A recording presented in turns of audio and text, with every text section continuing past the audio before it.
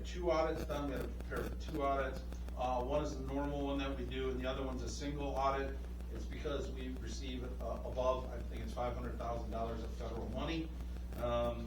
It's one of the downfalls of us being successful with grants is that we have to do this. So that requires some additional help from Raymond to do that, because again, we're trying to depreciate what's that water line worth, what's the value of it, how do we depreciate it, things like that, how do we show it in the financials. So they helped us with that. The auditor will present to council on February 10th, that was correct. We had some conversations about the master plan. Final draft is done. This week I have to go over it one more time to make sure everything matches up. There's a couple maps that we need to make some corrections on, a couple tables we need to make some corrections on. As you said, you guys approved to put it out for the 63-day review, and to go in that, there's 2 maps in there. One is the current land use, and I have to go parcel by parcel, looking at a computer and looking at the map to make sure the corresponding uses match. So that takes a long time. We have quite a few parcels in the city, and then also the mayor and I had some conversation. We are looking at some areas that were maybe classified before for multifamily or industrial that we may be changing. So we got to get all those parcels to correspond and match up too. The zoning ordinance, NEMCOG staff and myself are reviewing chapters 3 and Article 3 and Article 7 one more time. I think we're getting it pretty solid, very complex. I think both of them are about that thick, single-sided. I have to get those read here in the next couple weeks.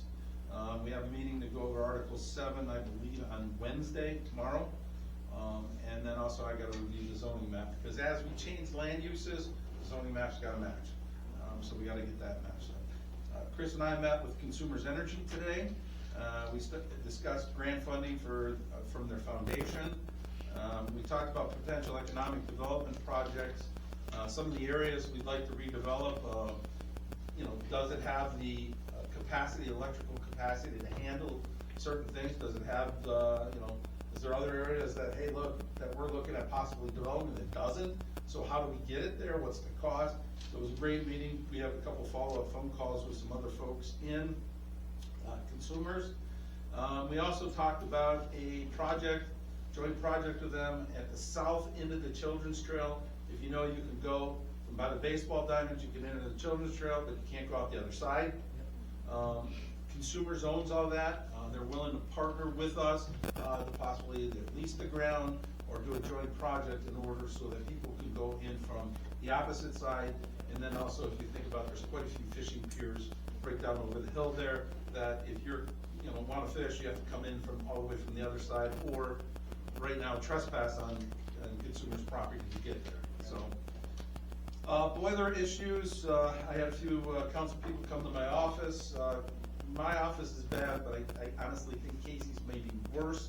It sounds like I got a Chinese water torture thing going on in my office. Our boiler's not doing too well. As I mentioned before, I believe it's almost a $3 million deal if it takes a dive. The boiler system is really old and parts are hard to come by. A lot of times the refab parts and things like that.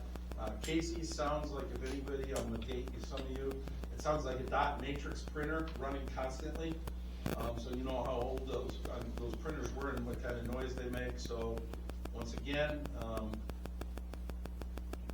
keep your fingers crossed. Hopefully we can make it through this year. Chief, I believe, left, but I think his work, when I hired him, my goal was to make the police department the best north of Saginaw. I think he achieved that and then some. We're very fortunate. We got a great crew of officers.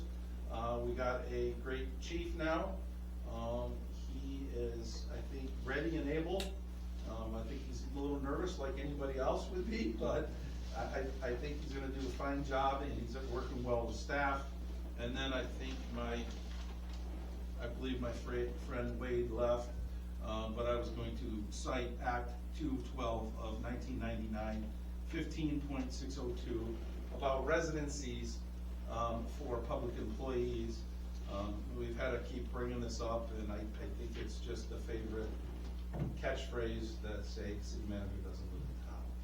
So, but I think that hopefully he listens to this tape and he'll look it up, and then we can at least put that to sleep. But it took a while for us to get other people to listen to that I don't have to live in town. It doesn't matter what the charter says, so. But that's all I have. Okay, thank you. Dan, Yes. for like we are emailing those lists, Yes. are we emailing it to you? Yes, please. And then I'll look at it. You can tell me, okay, this is really bad or whatever, just put a little description next to it. Then I can pick whether it goes to Chris or Dave, or I'll just take it to when we have the Blake task force. If I've said something, If they went to Dave, then that's good. Then he'll provide it to us next time we interview. you'd ask for something. Perfect. Perfect. I have a question about that too. Now, when you say blight, I have a neighbor and he has a lot of stuff in his yard. That would be Blake. So just the stuff sitting around his yard would be considered blight? Yes, but there's some levels of severity. Is it junk cars? Is it construction debris? Is it trash? Is it, so it just depends. There's a house, would be, what, east, west of you, down your road, that I know is borderline abandoned. I believe that's on the hit list right now to get that addressed too. Stuck between, it's tied in with two other houses in there, so. Okay. Thank you. All right, city clerk comments. I do not have any. Very good, okay. I will open public comments right now. Do you have anything at all? At what Stand, point state did your name. lawn ornaments become blight? I'm sorry? At what point do lawn ornaments, like lawn decorations and stuff, like if you got 50 or 60 stakes in the yard with, at what point does it become blight when it's, I mean, I can see a few, but when you have 150 of them in your yard, is that blight or is that decoration? It's not really question and answer session, but it's very subjective, I mean, when it looks bad, I guess, but, yeah. Yes, sir. Hi, I'm Jim Pratt. I live in Falcon Shores Drive. And first of all, I didn't know that's what he was asking for in the FOIA request. As somebody who previously worked FOIA in the federal sector, I can tell you that anybody would bounce that kind of a request asking for 6 years worth of everything out of its office on a year, and it would be upheld by any judge.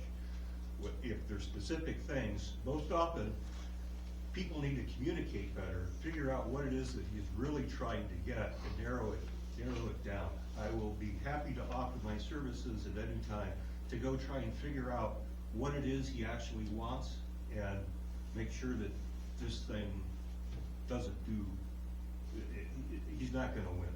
By the way, the second part, when he was asking about the guy living within the city limits, that's another one of those things I remember from 1990s when the state Supreme Court of Michigan overruled the law that said that cities could put requirements on city employees to live there. It was overturned in Public Act 212 of 1999, said that local municipalities can't require their employees, except they could, for public safety employees, require them to live within 20 miles. That's what the law says today. So if he's asking for a $5,000 worth of FOIA requirements to see if anybody back in the day understood whether or not he lived within or without the city limits, it's nothing. What I'm really here, and I wish you'd start my time now, to express my concern about tonight is what's going on in our country right now.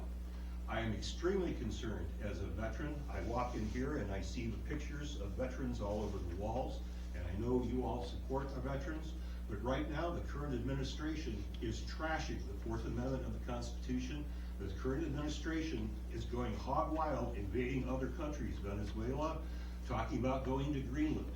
I don't know what's going on. Today, I found out that there was border patrol at the intermediate school district at the Charlevoix Emmett Intermediate School District. And I saw pictures from a few days ago when here in the city of Cheboygan, there was border patrol chasing down people in the street near Louis gas station. I don't know if you all are aware of that. Yes, here in the city of Cheboygan, armed people chasing our neighbors who are here. They arrested a group of 4 people who apparently came up in the ice storm and have been living in a house here and doing woodwork cleaning and things. Well, one of the neighbors must have called ICE and they came and arrested them and put them in the back of the car. I think the process is broken. I think that the politics are broken. I encourage you as city council to start having your own discussion here about ordinances that we can say our people are safe from militarized police. Your time's just up, if you can just wrap up. Okay, I'll just wrap it up. Anyway, I'm mad. That's my wrap up. I would like you to be aware of it and start talking about, can you do an ordinance to outlaw wearing a mask by law enforcement within the city? California just did that. Nobody in Michigan has done that yet. You guys have an opportunity to do that. Please consider it. Thank you.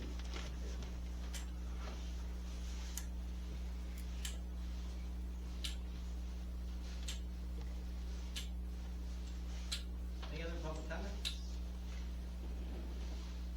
Okay, I will close this portion of public comments. Do we have any committee updates? Any committees? I have committee questions. Okay. Parks and Rec, we've lost another member. They resigned today, or got a resignation letter today. When are we gonna start looking for another Parks and Rec? We've had it advertised. We've posted the vacancy quite a few times. I know we haven't had like a full commission, I think, for We quite have- some time. We have one application right now. Yep, we've got one application. I've reached out to the commissioners whose terms are technically expired to see if they would like to resubmit, an application, see if they still like to serve on the board, have their application presented to council, but I have not heard anything back from those commissioners. Okay. And Dan, one more question. Since we may finally have a 5-year master plan, when the Parks and Rec is fulfilled with when would the next meeting be?